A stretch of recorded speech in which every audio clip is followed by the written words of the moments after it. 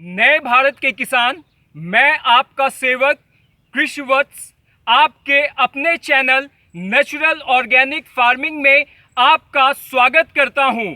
महाराष्ट्र के यवतमाल जिले के श्री सुभाष शर्मा जी, जो कि इस समय 117 एकड़ में जैविक कृषि कर रहे हैं, उन्हें 45 वर्षों का कृषि का अनुभव है।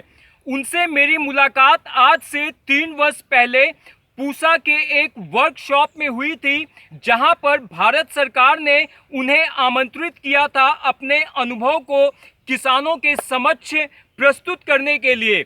उन्होंने मुझे यवतमाल आने का निमंत्रण दिया। मैं जब यवतमाल पहुंचा तो मुझे यह पता चला कि वह सब्जी और अरहर की खेती से इतना लाभ अर्जित कर रहे हैं, बम्पर उत्पादन लेकर, कि उतना लाभ बागवानी के किसान भी नहीं प्राप्त कर पा रहे हैं। मैं जब उनकी फसल देखा तो उनकी लहलहाती फसल और फलों से लदी हुई फसल देखकर मेरी आंखें फटी की फटी रह गई। मैंने उनके समक्ष जो सबसे पहला प्रश्न किया वह यह प्रश्न था कि गुरुदेव, आप जो इतना जबरदस्त उत्पादन प्राप्त कर रहे हैं, इसका रहस्य क्या है, इसका राज क्या है।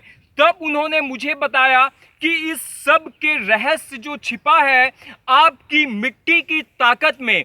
आपको अपनी मिट्टी के ऊपर काम करना पड़ेगा। मैं अपनी मिट्टी में पोषण के लिए 3 प्रकार की खादें प्रयोग करता हूं और उन 3 प्रकार की खादों के प्रयोग से मेरे खेत की मिट्टी इतनी मजबूत हो गई है कि आज मुझे किसी भी फसल में किसी भी तरह के जैविक या रासायनिक किसी भी कीटनाशक का प्रयोग करने की आवश्यकता ही नहीं होती है। जो उन्होंने सबसे पहली अपनी चमत्कारिक खाद बताई मुझे, वह थी उनकी गौ संजीवक खाद, जिसे बनाने की विधि के वीडियो का लिंक आपको डिस्क्रिप्शन में मिल जाएगा। उसके बाद जो उन्होंने दूसरी खाद बताई वह थी उनकी अलौकिक खाद, जो कि आज हम बनाना सीखेंगे। और अगर आप उनकी अंतिम और तीसरी व रहस्यमयी चमत्कारिक खाद के बारे में जानना चाहते हैं तो आप मेरे चैनल को सब्सक्राइब कर बेल आइकन प्रेस कर दीजिए, जिससे कि कुछ दिन के बाद उसकी वीडियो आएगी और आपको मिल जाएगी। तो अब हम शुरू करते हैं कि हम अलौकिक खाद कैसे बनाते हैं। इसके लिए आपको सबसे पहले गोबर लेना होगा। वह गोबर आपका गाय, बैल, भैंस किसी भी पशु का हो सकता है, सिर्फ वह जर्सी गाय का नहीं लेना है। आपको विदेशी नस्ल की क्रॉस जर्सी गाय का आपको गोबर किसी हालत में नहीं लेना है। गोबर को लाकर आप गोबर का एक बेड बना देंगे, जैसे कि यह आप देख सकते हैं कि बेड बना हुआ है। इस बेड की जो चौड़ाई रखनी है वह आपको 4 फुट रखनी है और इसकी लंबाई आप अपनी सुविधा अनुसार रख सकते हैं।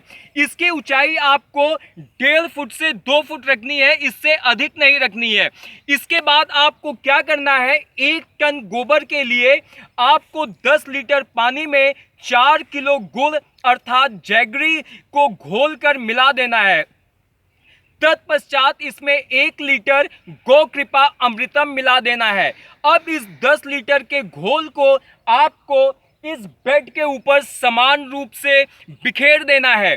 यदि किसी वजह से आपके पास गौ कृपा अमृतम इस समय उपलब्ध नहीं है तो आप गौ कृपा अमृतम की जगह जो गुड़ का घोल है उसे 200 लीटर वेस्ट डिकम्पोजर में भी मिला सकते हैं। यदि आपके पास वेस्ट डिकम्पोजर भी नहीं है तो भी आपको कोई दिक्कत नहीं है, आप केवल 4 किलो गुड़ का घोल भी आप लेकर प्रयोग कर सकते हैं। तो ये आपने बेड बना दिया। बेड बनाने के बाद इसके ऊपर आपने उस घोल को समान मात्रा में बिखेर दिया। इसके बाद आपको इसके ऊपर इतना पानी डालना है कि पानी जब आप ऊपर से डालेंगे तो नीचे तक पानी पहुंच जाए। इस तरह से आपको इसको गीला कर देना है और गीला करने के बाद इसे आपको 2 से 3 इंच मोटी फसल अवशेष या धान का पुआल या किसी भी पेड़ की पत्ती से कवर कर देना है। जैसे कि आप देख सकते हैं यहाँ पर हमने निराई करवाई है, तो उसका जो खरपतवार है उस खरपतवार से इसको हम कवर कर देंगे, जैसा आप ये बैकग्राउंड में खरपतवार देख रहे हैं।